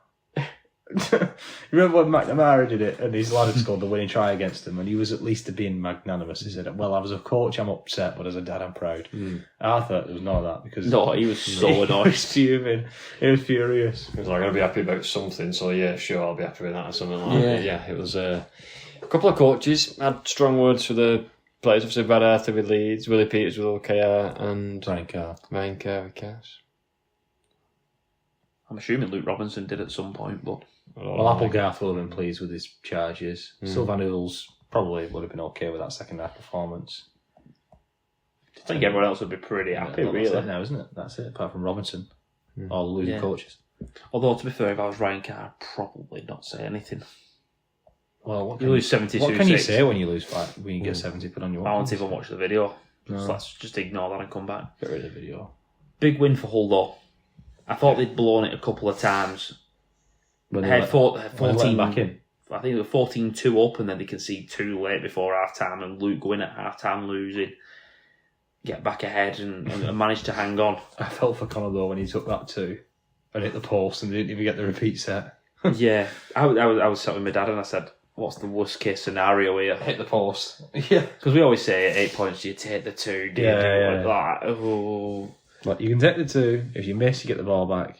If you score, you're within a try. You can chuck it about in the last minute, and then he hits the post, and they don't even get the ball back anyway. Really, really. Just unlucky, but you've got to kick it. Yeah. If you're going to take the 2, you've got to get it over, haven't you? Yeah. Hull needed that. Obviously, we know the record last year at home was poor. They started off with a win at home, but had lost to York at home and a couple of question marks on some performances at Wigan. That first one where they only just beat Bradford, that was a question mark there. Yeah. So there was a little bit to question. They were coming into a really tough spell here. I've just had a look actually. Well, they're out the cup. Catalan, Hull KR, Saints. Well, that'll be Good Friday, Hull KR, won't it? And then you play Saints after that. So Saints have got Hull KR, Wigan. No, Hull KR, Wigan, Hull FC, Saints have got. That's not easy. Yeah, it's tough. It's really tough at the moment. Leeds. April's going to be a good month. What do we make of Leeds? Don't know. We obviously know the effect of Vegas. They had a massive win in Vegas. Don't know Leeds. Leeds got no depth. Yeah, that's my big concern for them. They've got no depth. Think about when they've done well. Sevo's been let loose. These last couple of games, I don't know if it's because teams know what he's going to do now, but they've been stopping him. Yeah, I listened to a lot of NRL stuff and they were talking about him. And a few people I listened to over in the NRL saying that they pin him in his 20. He doesn't necessarily do the hard work as well he wants to be in the final 20, like a winger normally, and showing his benefit. So you've got to deal with him. And unfortunately for them, he's being dealt with in the last 2 games and Leeds haven't got the win. It should be opening things up for others, though, shouldn't it? You'd like to think so. They've got enough talent in that squad to open it up. But I think, as Brad Arthur said, ill-discipline. You can't get done for dissent 3 times. Yeah, that's bad. Yeah, that's soft. It's soft. Bad, that, isn't it? Just gives your opponents a leg up. Yeah. Right. We'll take a quick break and then we'll come back with the news.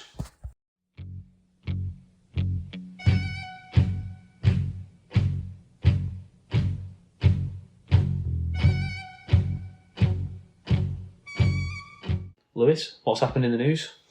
So in the news, we've already talked about Luke Robertson getting the sack. So he won't be at the DW or the Brick Community Stadium on Saturday, but someone who will is new appointed referee Tara Jones, who will make history, being the first woman to referee in Super League game. So we'll show all the best and go well. That'll be good. Yeah. Another bit of history being made at the Brick. Yep, we need more refs, especially because the best 3 come from Wigan, and then the next best is Kendall. He's back, by the way. We didn't speak about that, did we? Kendall was back. Kendall back from injury. That's a big in for the Super League. There you go. Kendall being back from it. They've got another good ref back. Well, reasonable ref. Yeah, it's really good to see her getting a shot in in the top division. She does. She's worked hard for it. Yeah. And we'll see how it goes. Yeah, bit of diversity. NRL's had it for a while, haven't they? They've got a couple, a couple of female refs. Belinda Sharp and Casey Badger. So that's good. Bradford have made a signing. Phoenix, I'm going to go Steinvede, I think is how you say it. Steinvede. I'm going to go with that, yeah. Steiwede. So I don't think it's weed. I'm guessing it's like Dutch or German Vede, I think. Steinvede. It's like create your medieval character name or something. Yeah. Don't know much about them, but they've got them on loan till the end of the season. I don't know much about this lad. You told me he was a towering second row forward whose best highlight was a pass. I was going to say, I watched his highlight reel from the NRL. I know what you're going to say. And it pushed this. Does it rhyme with Silly Segulius? It rhymes with Silly Segulius, yeah. The Greek god. It pushed Billy's highlight reel. I don't think he's as good as Billy's. But literally, the first highlight is him getting a ball, making one step and passing. And tipping it on. Yeah, to a centre. That's a highlight. I mean, that's a key skill. Yeah, but it doesn't go to a try or anything. It's a key skill. It's a key skill. It's then him playing I think it's Queensland Cup. So watch him playing the ball. That's a key skill. Got to do that. Forming the scrum. Getting subbed on. He got tackled a couple of times. Did get a quick play of the ball. Oh, that's good. There was one where he was... That's just saying better than Billy Magoulias already if he got a quick play of the ball. My personal highlight was they showed him trying to push a player into touch. Yeah. in a tackle. Now, normally if it was like a one-on-one and he physically overpowered him and threw him in touch by himself, but he was the fifth man in this tackle. Fine, that's a key skill again. They're just showing fundamentals. As long as he's not getting smashed by 4 blokes, he beats Billy Magoulias. Yeah, for those who don't know, Billy Magoulias, when he signed for Warrington, they put a highlight video out of him, but he hadn't played much NRL, so one of the highlights was just him getting put on his backside by just taking a He carry. scored one try, didn't he? Yeah, he was flopping on as a third man. Yeah. Fucker did him dirty, that. Only played with a crap highlight. It was a low light reel. JJB, Jamie Jones Buchanan, running the London Marathon next month. Oh, So that on our like rugby league, so that's really good. Wish him all the best. Go well, Jamie Jones. Should you be listening? I doubt he is, but No, he would have liked that impression of him there. what Not that you would have seen it, just an impression of Jamie Jones. it's just impressive, Jamie Jones Buchanan. No, I like Jamie Jones. He's one of the game's good guys, isn't he? He is, and you can tell he's passionate about rugby league. He loves the rugby league as well as Crystal Maze. I don't want to say. Remember that? He kept going back to Crystal. No, I don't remember that. I love the Crystal Maze as well. He kept doing. He was on one of the pundits or whatever, and he kept going to this Crystal Maze about is the silver and gold tickets or whatever. And he kept doing this analogy, and it just weren't hitting. But then he kept going back. No, but to I it actually on have this watched a lot of Crystal thing. Maze, and I've even done the Crystal Maze experience you in have. Manchester, and I would have got that message loud and The clear. other pundits were just clearly. You've got to get the gold tickets to get the points, but however many silver tickets you catch minuses off your points. Right. So you're doing good things. It might be a bit like Leeds when they were backchatting the ref. Everything good you're doing, you're ruining by getting the silver tickets or backchatting the ref. Again, match 10 metres. I know we're talking. You've well explained it there, Matty, but it weren't going down when Jamie Jones mentioned it, and he just kept going back to it. Bless him, on about these tickets and. Can I have to post them through a letterbox? Yeah. Can I interrupt you on JJB? Great that he's running the London Marathon and raising money. Did you see his all-time Super League 13? I've seen a lot of people's all-time Super League 13. Have you seen his? No, I don't think I've seen his, actually. Well, tell me that you play for Leeds. All right, he picked a lot of his mates. Well, I think that's got to be expected. Otherwise, he's getting a phone call on Monday morning. He's got Tompkins at fullback, Alright. Vina Colo and Jamie Lyon, Keith Senior and Ryan Hall, Okay. It's not terrible. Danny Maguire and Rob Burrow. Okay. Right. And now this is where I mean, that's fine so we far. picked ours and we couldn't pick the likes of Andy Farrell because we hadn't seen them live. Yeah. Couldn't pick Paul Sculthorpe. Jamie's forwards were Morley, Roby and Peacock. Oh, I love that front row for England now. Gaz Ellis, Liam Farrell, Kev Sinfield. Well, apart from Sinfield, who wasn't really a 13... Well, I don't really know what position Sinfield was, really. He played everywhere. I think most of that is fine. He's got to have Andy Farrell and Sculthorpe in. Well, a lot of people went with lockers. Tom Johnston went for lockers, I think, didn't he? So, yeah, I think... yeah, okay. That side, Jamie Jones, good luck with the London Marathon. And that Crystal Maze thing did hit at least one. Hopefully there are plenty of gold tickets at the finishing line for Jamie Jones Buchanan. Landed at least with me. Should we tweet him that and let him know? Right. Good news, attendances this weekend have been good. We have had 3 clubs over the 10,000 mark for attendance. Us, Wigan, Hull FC and Bradford. And only one game was actually under 5,000 in the attendance, which was Toulouse, which you can expect being kind of, again, a game in France. They always do that. So, yeah, good news for the game there. I'll save the injuries and bans and stuff until after I kind of break up into 2 sections. So then next of it, good news again for Wigan. Sambu got man of the match for Halifax. Yeah, he got a hat-trick. This weekend, he got a hat-trick of tries, got the man of the match, so good to see him finding some form. Yeah. That must be the surefire way to get a man of the match. If you get a hat-trick, Yeah, if you get a hat-trick, yeah. you know Stay you're ready. in. Stay ready. That's it. Although there was a Boston Bruin that scored a hat-trick and didn't get man of the match. Because somebody had scored 4 in the same game. You know, I don't know much about hockey. Matty Ashton got out of the match, but Tanganoa this weekend scored. Yeah. Did he get a Did he hat-trick? get 4? Or did he get a He got 4. He got 4, I think, Tanganoa. But He did score 2 of them without actually being in touch with the ball. yeah. Still. Well, it was good to see Matty Ashton back, actually. It was. I think for England, with my England hat on, my say- England scarf on, it definitely looked good. It looked good to see Ashton back. He got in open space as well, Uh-huh. and he put it down. I don't think he give it the full beans. No, but he put the hammer down enough to let you know, oh, he's fine. Yeah. He's going to be back to his best soon, hopefully. And then this one, you have to kind of watch this space because it's kind of playing out. It's going to be in kind of ever-evolving news story throughout this season. NRL stake has been broadly accepted. Oh, really? Is the terminology there? Isn't it £250 million?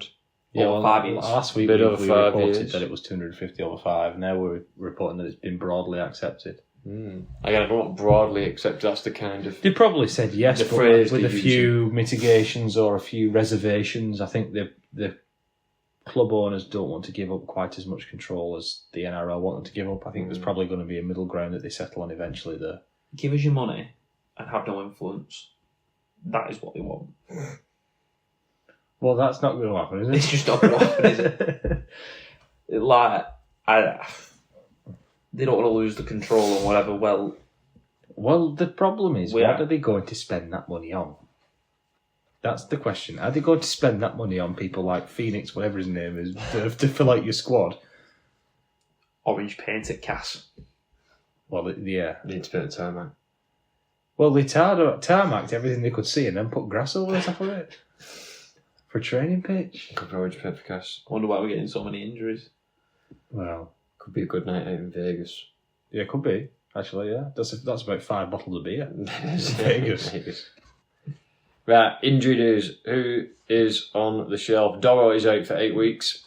Yeah. Oh, that was last week, that was wasn't it? against But us, it's been wasn't it? Yeah, confirmed. so it's been confirmed his time frame's gone from there. Catalan have picked up 4 injuries in their big win. This is why it was so shocking that we didn't talk about this, but it was so shocking that they actually finished it off because there were some tired forwards out there when they lost 3 forwards. Yeah, I was going to say, Cruz ended up playing in the halves, didn't he? Yeah. Yeah, there were 2 failed HIAs and then 2 other knocks and injuries. So they're down on troops. So I'll be interested to see who they put out this week and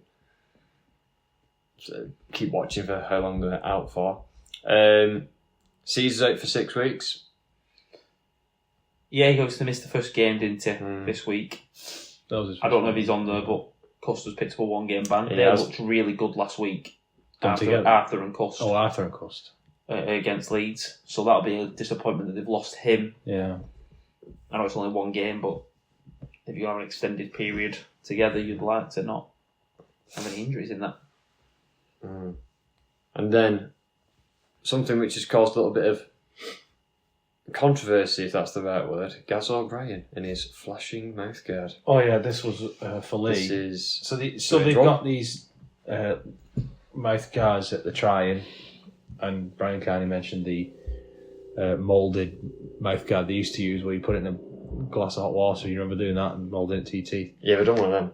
Yeah. Yeah. Oh, yeah, I've done one of them. They're horrible. They are horrible. They are horrible then. But these ones, I don't know. Very if needed. Still well, very, you need very it, yeah. needed. But I don't know if you actually have to do that with this one or whatever, but it's some smart technology or whatever. It's meant to be smart technology that detects head collisions or whatever. It's meant to replace the independent doctor. You know, the independent doctor searching for signs of concussion and searching for collisions. It's meant to replace that. In that it doesn't tell you whether or not somebody's passed or failed a head knock, it just tells you when you need to go for one. But the problem has been it's told Gareth O'Brien he needs to go for one 3 times in the last 2 games. And he's passed it with flying colours every time, and he's had no knock to the head before any of these things have happened. And he shook hands with everyone, shook hands with the referee, and then ran off the field at the end of this game against Wakefield, and it went off again, and said he needed a head knock to an injury he'd sustained running off the field. Right. And obviously he hadn't flipped and banged So his there's a head bit in of it. a fault with the technology. So there must be a fault with technology, and Adrian Lamb was rightly quite miffed about that because it has hurt them. It's still a trial. Salford, I remember, were the first team to be in this trial, and I think there's more teams now doing it. I'm going to say it. So Gaz O'Brien's record of failing HIAs is bad. People just love hitting him in the head. That is true. It might be the bleach tips. It takes it to the line, to be fair. Just Great. stick it into the teeth. I Yeah. do bet he takes wish it he'd gone to for a the line. HIA against us in that 15 minutes he'd get him up. Yeah. But my point is, he's got an awful record of HIAs. This is something else to lower the amount of head injuries that we're having. If he's happy to sign off that he'll never sue the league or sue anyone if he gets CTE, if he gets a serious unrepairable brain damage, then that's his risk. I'll keep it light, Tom. Look, I don't want to be funny. We're all complaining about the rules of head-eye tackles, and we're complaining about how the game's gone soft. But this is the underlying thing. I'm not worried about. I don't care about that. I think they're doing the right thing. I think they're doing the right thing. The head. I think this is wrong though, making him miss 15 minutes every game because the technology's faulty when he's not even been hitting the head. Well, they don't know it's faulty. He ran off the field and it went off and said, "You've had a head knock." Lamb said there may be an issue with the technology. They signed up for it. No one else. Yeah. I think we're just going to have to start activating the 18th man more often. I'm happy just putting 18 men on the bench. Well, like an extra player on the bench, or just have 5 and just cover it. Yeah. That's what it'll eventually come to. But my point is, I think it will. Yeah. When you can't sign up for it and then complain that it's doing its No, job. I know what you mean. Right. They obviously set the thresholds. You know what you were signing up for. And Gaz O'Brien's record is awful. He's had so many HIAs. I remember one last season and I thought he'd never won't play again. And he got up and he got white as a ghost. He couldn't stand up. And I thought, this man cannot keep putting his head in that place. You know when you think sometimes your body just has enough. I was listening to the Matthew Jones podcast last week. He talked about Boyd Cordner. He had a few. He had a few and he said, I was asking him stuff and he basically expressed like, Boyd Cordner remembers waking up in a hospital and not remembering how he got there and the upset that he'd gone through it all again. Well, there's a few. The Ryan Hoffman said, and it tells you how far the medicine and the science has gone on. Ryan Hoffman once said he ran out after half time for the second half, looked up at the East stand and thought, "Oh, winning, nice one," and he played the full first half. Tai's wife once told him off and said, "You should have gone off for a head test," and he said, "No, I was just having a rest." Listen to Fielden. He's come on a long way, Fielden. Yeah. When Fielden talks about getting punched by Mason, and Chris Brooks having to tell him his mum had died because he couldn't remember it. It's so serious, and I get that it doesn't help you in a game, but you sign up for this technology, you're trying to protect the players. You can't then complain when it then says you have to go off for one. Yeah. Like, I'm not having any complaints about it. That's my point done on that. Just don't sign up for it if you're not happy with it. Simple as. Right. Any other injuries? That's the news. Oh, no, that is the news. So there might be some other injuries, but I mean, probably is because of how many we're getting at this. Thought you said to go back and dig out all the information on them all, but they're the main ones, I would say. Right. We'll take a quick break and then we'll come back with the eye catchers.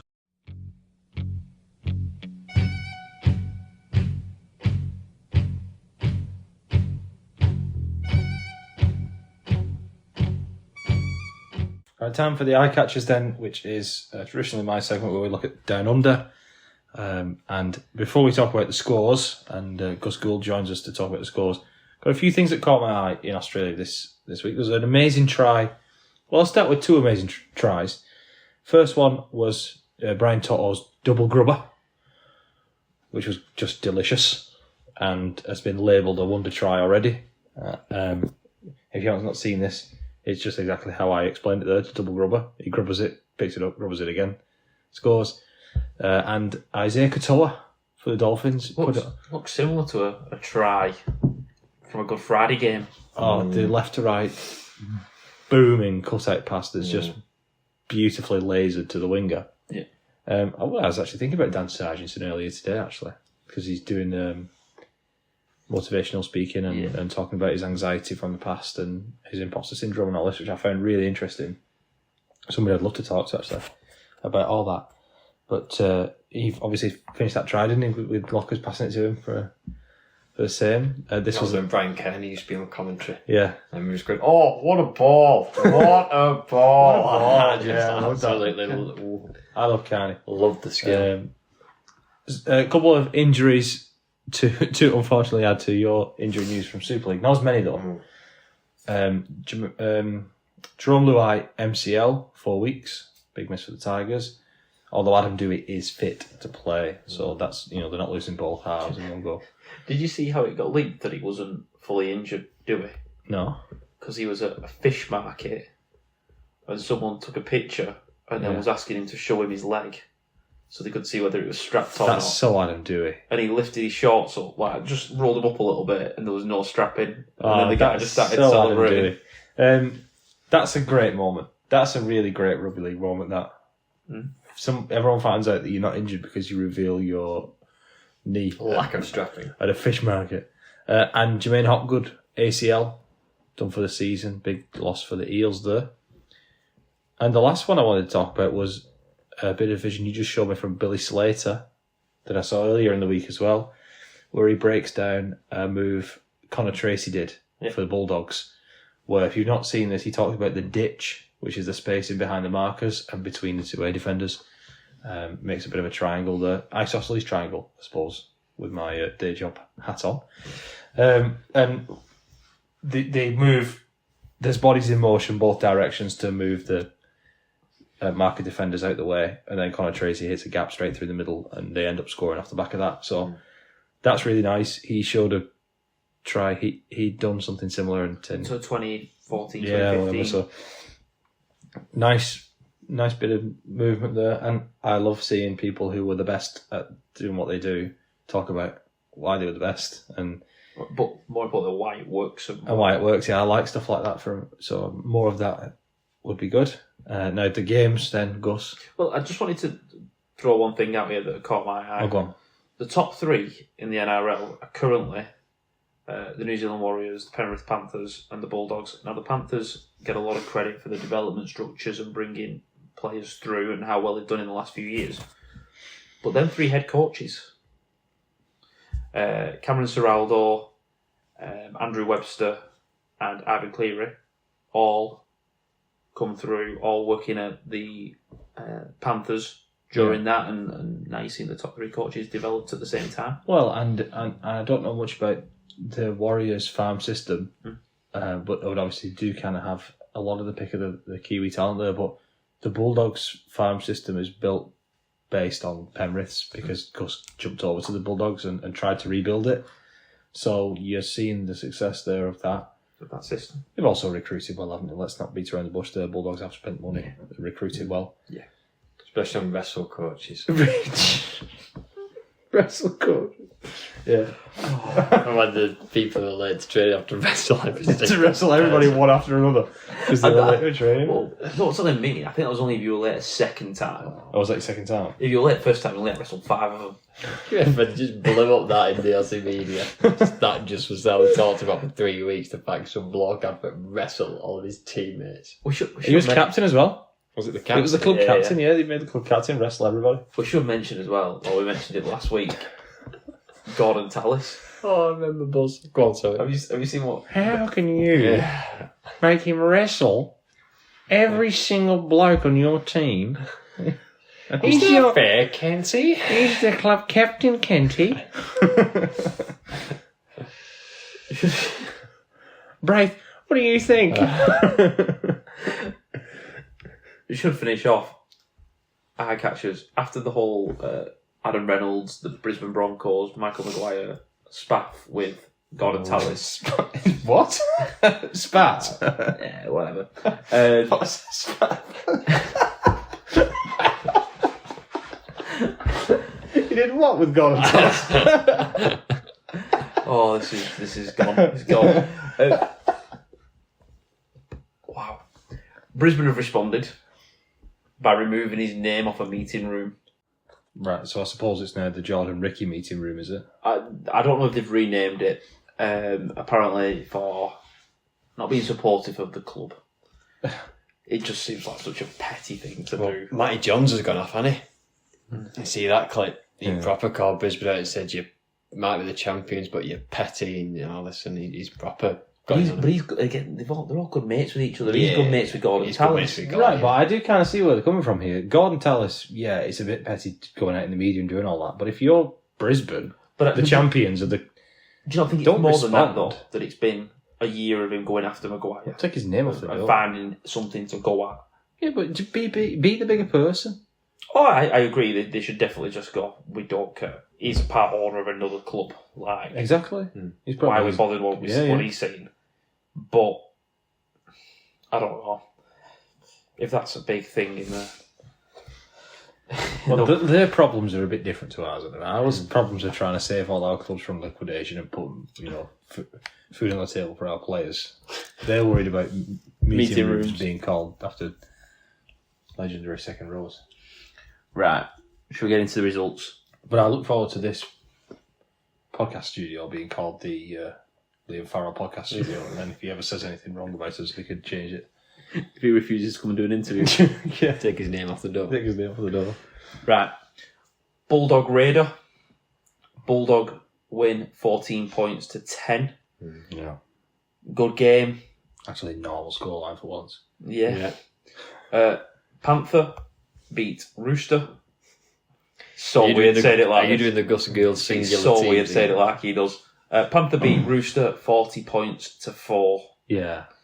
And that was the Brian Tuttle magic try. I don't want to be funny. I saw a clip today of Cleary, Ivan Cleary, in the off-season saying, "Don't think this dynasty's done." Yeah. And it was like, they've come out with a point to prove. Bronco Storm. Bronco wins 18 points to 14. Storm's already singular. That should be the one that you change to Storms. Yeah, got that one wrong. You probably should do that. Warrior Knight.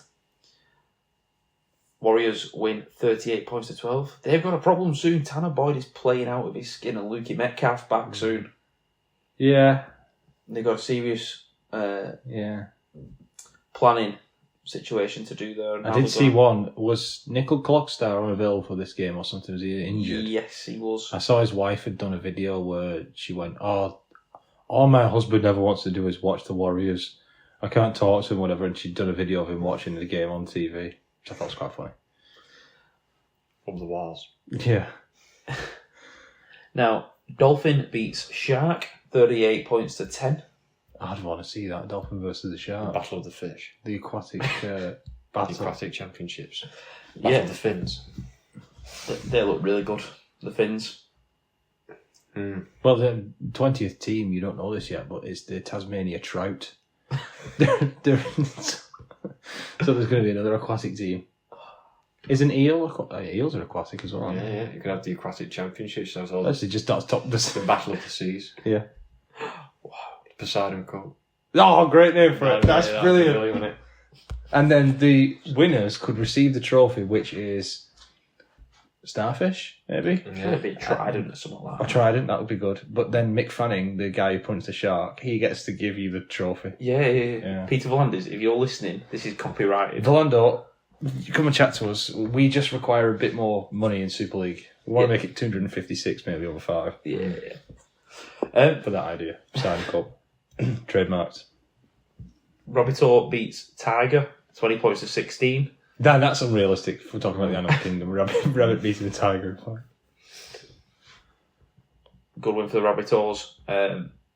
Yeah. The West were doing it tough. Obviously, talk about the 2 injuries of Jerome Luai and Adam Dewey. Yeah. 2 big losses there. That's the 2 Spartan players as well, isn't it? Yeah. Eels beat Dragon 30 points to 20. And in the battle of the bottom of the table, Cowboy beats Titan 30 points to 16. There's another basement battle coming up soon, isn't there? Dragons and somebody else winless. There's 2 teams who are winless and playing each other this week. Well, the 2 winless teams are Manly are still winless, St George and the Gold Coast Titans. Well, 2 of them are definitely playing each other this week, so someone's going to get a win. Yeah, Gold Coast, St George. It's Gold I Coast and won't St. be George. getting up early for that one. So someone's going to win that one. This is the thing, isn't it? The bigger your league gets, and we sort of alluded to it before. Now you've got 14 teams. That's 2 more teams who are going to miss out on the playoffs and say they have a bad season. There's not many teams who are going to be happy missing the playoffs. And over there now, what? How many teams are over there now? 17? So they've got 17 at the minute. So 9 miss out. 9 are missing. There's talk of going to a top 10 playoffs next year when there's another team. When there's 18. There's 18 teams in. I don't know if they'll do that or not. I don't know how you I do. think they'll keep it the same. 10. They used to have a top 10 Did in the NRL. They've done it before. I can't remember how it works. Someone wrote it down, but I can't remember it. Right, I think that wraps up the NRL. Yep. Another good episode. Obviously, we will host Huddersfield on Saturday. Should be a really good game and one that we're really excited for. Yep. and then it's Good Friday, Cup quarter final, Warrington away. Then you're into the And you're into meaty part of the season, isn't it? season then, aren't you? Yeah, then things start getting a little bit hot under the collar, don't they? The pressure starts Tasty. building. Tasty. Yeah, tasty quickly. You always know at the end of April how things are going to look, don't you? Yeah, absolutely. Right. Matty, Lewis, thank you for coming on. No problem. And we'll see you next week.